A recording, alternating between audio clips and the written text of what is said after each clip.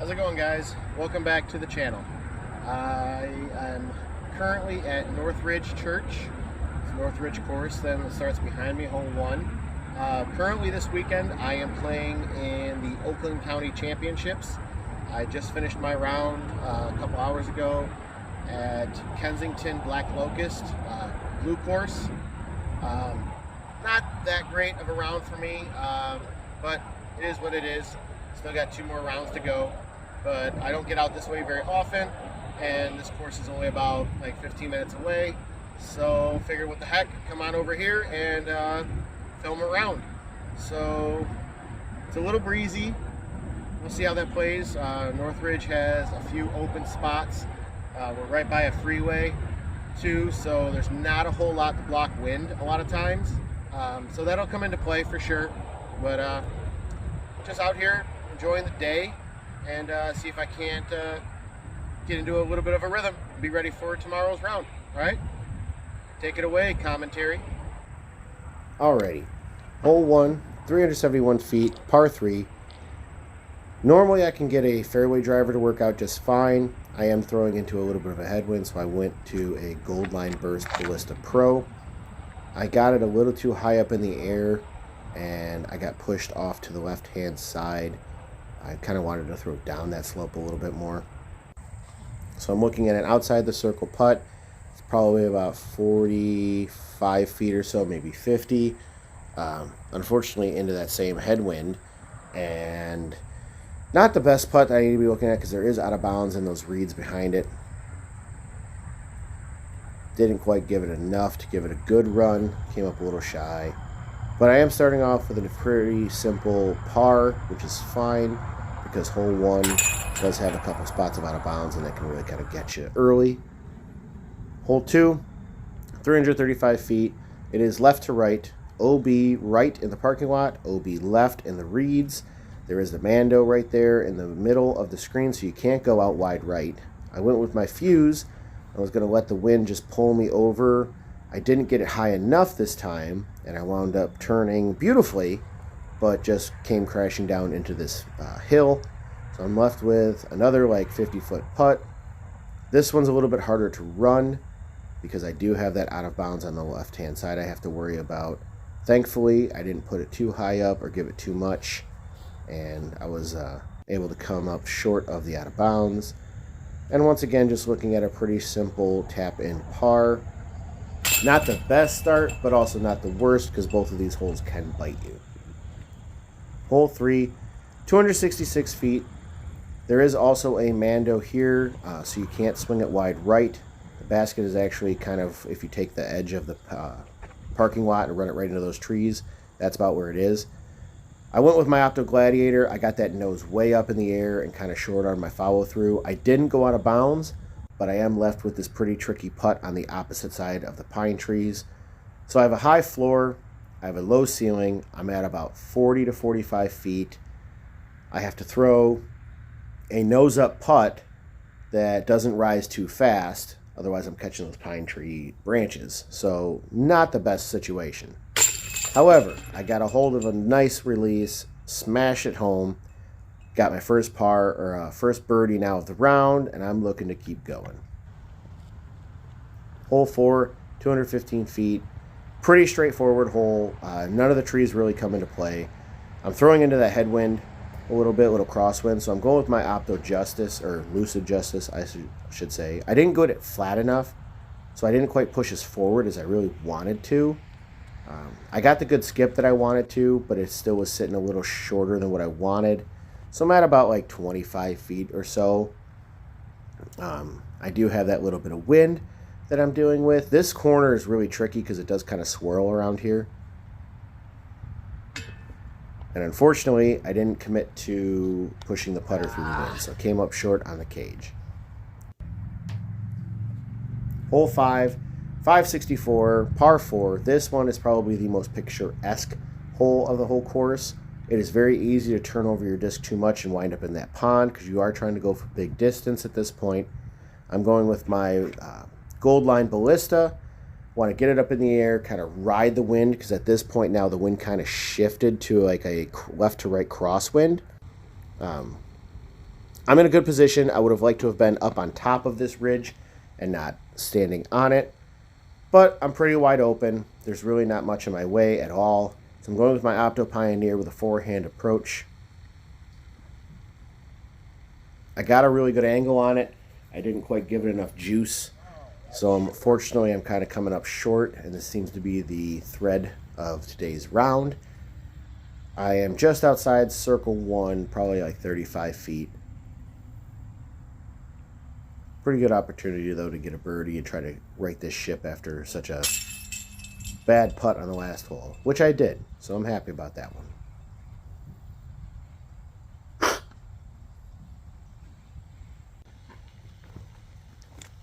Hole 6, 357. I don't know if that is 100% correct because this basket has shifted. So the basket used to be straight out from the tee pad towards the building. Brian Sweet and Mark Golder are the ones that take care of this course, and they put this basket off to the right now. If you follow that row of trees, it gets tucked up into like a little cove area of the trees. So I'm not sure if that distance is 100% the same. What you want to do is have something flip up to flat and ride that tree line. You want to push those trees as much as you can.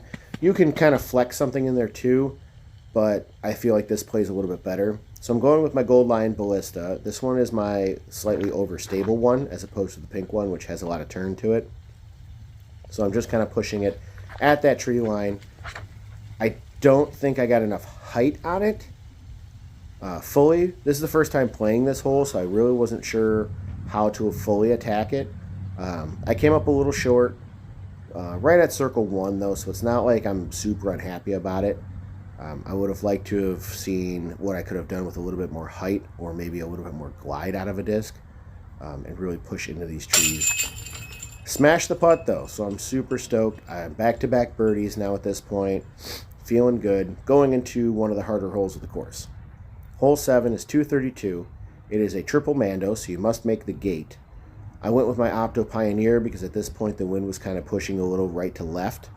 My goal was to just put it up there and let the wind push me through the gate then and use that stability to just help get me to the ground. I actually had the shot that I wanted, but I went over the gate. So unfortunately, missed the Mando. Now here they have 2 different drop zones, which I really, really like. They have a drop zone left side, drop zone right side. So depending on if you're a lefty or a righty, or depending on the wind that might be happening, you have a couple different options now on how to attack this basket. I went with left side. Being a righty, it opens up everything the most for me. Also, I was planning on using that wind and trying to ride the hyzer into the basket. I got a pretty good shot off. I gave it a run. But unfortunately, I will be tapping in my first bogey of the round. Hole 8, it's 350 feet, par 3. I'm pretty sure that this is not the correct distance for this pad. I believe it was for the pad on the right-hand side of the screen. I'm not 100% because this shot feels big. It is very, very easy to stall out and go into that pond. Thankfully, I do have a little bit of headwind, and I am forcing over this Gold Line Burst Ballista Pro. So I'm trying to ride that wind over those shorter trees that you see in the center of the screen and flex myself back towards the basket. I did just that. I got pretty much pin high, but I didn't quite get enough fade out of the deal, so I'm still looking at about a 35 to 40 foot putt, probably a little closer to the 40 foot range. And now I do have that wind, which is now right to left on me, and I got it a little too high up. I thought I cashed it, but I fell just short of the basket. So what I was hoping to be a little bounce back and kind of a bonus birdie too was hole 8, and unfortunately I'm just taking a par, but I've taken bogey on this hole fairly easily, so I'll take it. Hole 9, it's 343 feet. It is blind now at this point. Those reeds are not usually this tall, but the basket is in that tree line to the left-hand side of the screen. So I'm going with an Opto Ballista Pro at this point. The goal is to throw it at the tree that you see in the center of the screen and just have it kind of stall and fall. You don't want to go too overstable because you'll never get the glide over to the tree line. And you definitely want a little bit of a skip. So if you come in down on too sharp of an angle, you're not really going to get the skip. I didn't get the full skip that I wanted. I was expecting to be like another 10 feet closer, but I am looking at like a 22 footer, so I'm not really upset about that at all. Boom, birdie. So after 2 disappointing holes, I feel like, cool, I'm back on track, and let's get this going. Hole 10, 276, OB to the right, obviously with the parking lot. There is a Mando on that second tree out there. So I'm going with my fuse and just letting it turn down the fairway all on its own. I got off a really nice line. Unfortunately, I didn't throw it high enough. So by the time the fuse started getting into its turn, it caught this ridge of a hill now. And I am outside circle 1, looking at probably about a 45 footer, 40 footer. Nothing around it, there's no danger, and the wind is kind of blocked by some trees, so I could definitely give it a run without having to worry about anything else going wrong.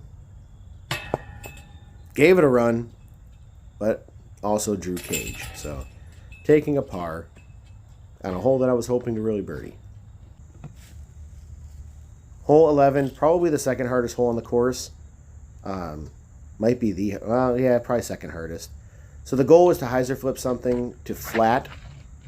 Going with an opto striker, you just want shift out of it. You don't really want turn.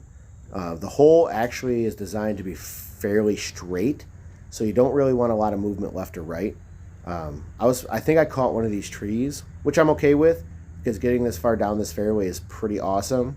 And I was looking at about a 40 footer, 35, 40 footer at this point for a bonus birdie, and caught it. So super happy about that one.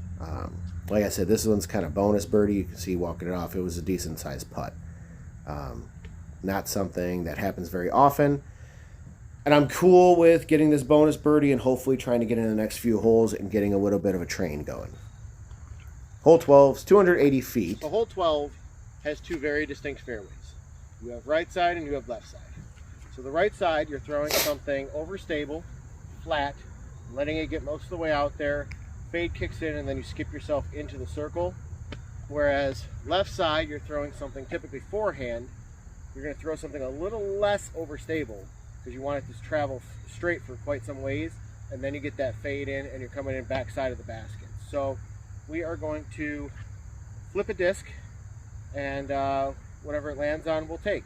Typically, I always take the right side, but you know, let's let fate decide today. So heads, I'll take the left side. Tails, I'll take the right side.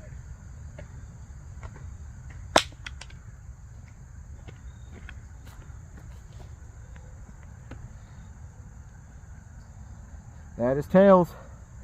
So it looks like it'll be right side. Just so happens too that this is the disc I would throw. In case you couldn't tell what that disc was, that is my Opto Pioneer. So, like I described, I'm looking to throw this disc just flat, get it down that fairway, let the fade and the skip kick in all on its own. Got off a great line. The real danger of this hole was letting go early and getting yourself trapped up in the bunker right in the center of the screen. Caught a really nice skip. Inside circle 1, I'm sitting and looking at probably a 15, 18 foot putt. Very happy about that, because now I'm looking at stacking up a couple birdies back to back, feeling good, going into another pretty straightforward and easy hole. Hole 13 is 286. It is blind. There is a left-hand side and a right-hand side. The right-hand side plays way easier. The object here is to just get the disc up in the air and let it stall and fall. It is very easy to go deep. This hole plays a little downhill. So I put the Opto Pioneer up into the air. I couldn't see it finish, but I felt really good about it. And I actually probably ace run it a little bit. Not sure what the ground action was, but I'm sitting looking at like a 5 foot putt. So super happy about that one. And now I'm rolling on a turkey, going into the hardest hole on the course. Hole 14, 489 par 4. I think that is the old distance, because Brian and Mark have pushed this basket back a little bit to make it a more true par 4. There is double Mando on the 2 trees in the front of the fairway there, so you can't go up and over anything. The goal here was to get the gold line ballista to sit to flat and try to push forward as far as possible. I kind of threw it a little tight to the inside trees, I didn't quite get the flight that I fully wanted out of it, but I am sitting right in the middle of the fairway, as you can see. So that's awesome because I have a direct line to the basket. I do have a low ceiling, but it's a pretty straightforward shot. So I'm using my opto core here to try to get that little flip up the flat and let it ride. And I had such a good freaking line on this shot. Last tree. And yep, caught the last tree. I had an eagle look. I was running chains. If I had missed the tree, I feel I would have at least drawn metal. So I got kicked off to the side here behind this tree, and unfortunately, stronger side of putting would have been stepping off straddle to the right hand side, but the tree was just blocking too much of the basket and I didn't really feel comfortable. So I decided to go left side of the tree where it was more open. I was just going to have to do a little bit of an Anheuser putt then to get it to float over and catch chains.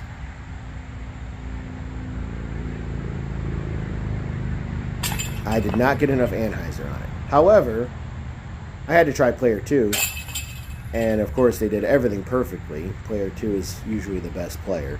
We all know how that goes. So sadly, I went from a possible eagle run to a tap-in par. A little disappointed in myself for not catching that birdie, but it is what it is. Hole 15, 589, par 4. This one runs along the freeway. The freeway is on the left-hand side of the screen. So the wind here is usually a little trickier because it is so open. So the goal here was to get the gold line ballista. This is my more beat up one, so I wanted to get as much distance as possible out of this one without really kind of turning over, because the wind was at this point was kind of coming left, right to left. I got a really nice pull out of it. Unfortunately, that wind did hold me to the right a little longer than what I would have liked. But I'm sitting here. You can see the basket in the center of the screen. I'm left with a pretty straightforward approach shot. What you can't see is there is a hazard area that is below the basket on the right-hand side. I really wanted to throw this forehand, but that little bush is just enough in the way. Throwing the backhand shot here with that hazard there is very, very difficult, especially any kind of rollaways. So I tried to get my culprit up there, and I threw it way too high and a little nose up, and I wound up giving myself just a horrible look at a birdie attempt. You can see here I am easily 45 to 50 feet away. You can see that hazard area now at the right-hand side of the screen. Anything that glances off chains or hits right side cage, you run that risk of going down into that hazard area. And again, I'm putting my disc up in the air with this right hand, right to left wind, and I put it way too high, and I just floated right over the basket. So now I'm looking at a par putt. Nothing too crazy. It's like 18 feet, 15 feet, like. But now that's 2 holes that I had a pretty solid look at getting a birdie with, and I'm walking away with a par. Hole 16 is 226. Fairly short hole. It is an island though. Just past that tall tree in the middle of the screen is where the island starts. So I got my opto culprit, putting it up in the air, and I did the same thing as the last hole. I put it way too high up in the air, stalled out, fell short, off the island and out of bounds. So I'm at the drop zone. Drop zone here is probably about a 35 to 40 foot putt. At this point now, I have a little bit of a headwind, a little bit of right to left headwind. Staring down a pretty long par putt. My disc is actually about 5 feet behind me and out of bounds still. Just catch it though, which I'll take. Hole 17 is 298, par 3. This one, you can see the basket in the center of the screen on the paver blocks. It is a peninsula green, so surrounded on all 3 sides by out of bounds. It is probably about 10 to 15 feet away on most sides then from out of bounds. So it's a very difficult green to access. I'm going with my Lucid Criminal because I figure at this point I'm going to let the wind push me then, but I'm going to use something that's pretty overstable so it wants to get to the ground faster. Yep, OB. So once again, I put it too high up in the air and that wind just carried me over. So now at this drop zone, it's about a 40-foot putt, elevated basket. You can see the white stakes that are surrounding the green. That's all the out of bounds. My disc is actually still sitting in the grass on the left-hand side of the screen. I thought I had a great putt. I actually wrapped right around the basket and yep, snuck it out of bounds. So now I'm looking at a double penalty hole on the second to last hole of the course. Thankfully, taking my meter in, I'm looking at just a pretty easy tap in. There's nothing I have to worry about at this point. But overall, not very ecstatic about taking a double penalty here on hole 17. Definitely kind of killed the round. Man. Hole 18, 614, par 4. So the basket used to be by that tall tree in the center of the screen. It used to just be a par 3, but Brian and Mark found some space and actually pushed this basket up this slope then to create this finishing par 4, and it's awesome. I love it. Going with my Gold Line Ballista Pro, the burst version, so I need to fight this wind a little bit, but I need to get up that hill as much as possible. I want to get past that tree, either in front of it or to the right of it, which I did. You can see here I am sitting right in the center of the fairway. This is also the first time playing this configuration, so I wasn't 100% on how I wanted to fully attack it. I ended up going with the Opto Musket on the high anhyzer line and was going to use the wind to help that turn then and get up the hill. I felt like I got a really good throw out of it. I don't think I got enough height necessarily on it, or maybe my nose was a little too much down. I came up a little shy. I'm sitting at just at like circle's edge. Maybe I'm like 34 feet, maybe I'm 32 feet. I do have a little bit of a headwind to play with though at this point now, so it's not the easiest putt to finish out the round, but I would really like to come home with the birdie after, you know, 2 pretty rough holes and try to finish on the strong side of this, which I did, catching that birdie on the last hole. Fantastic. All right, so there you have it. That was Northridge disc golf course. Had a couple, you know, small little hiccups in there, but overall pretty good round. Drives felt really good, putting felt really good, even though I missed a few. But based on what my round was for the first round of the tournament, my putting felt a lot better, a lot cleaner, a lot more smooth than with what my timing was supposed to be. So I'll take it. You know, if that's what it takes then to get yourself right again for that next round, it's gonna work. That's all that matters. I believe I finished 5 under par, so I'll take it. Not too bad. Hope you enjoyed watching, and as always, like and subscribe then, and I'll start putting out some more content for you guys to watch. Take care of yourselves. Throw well.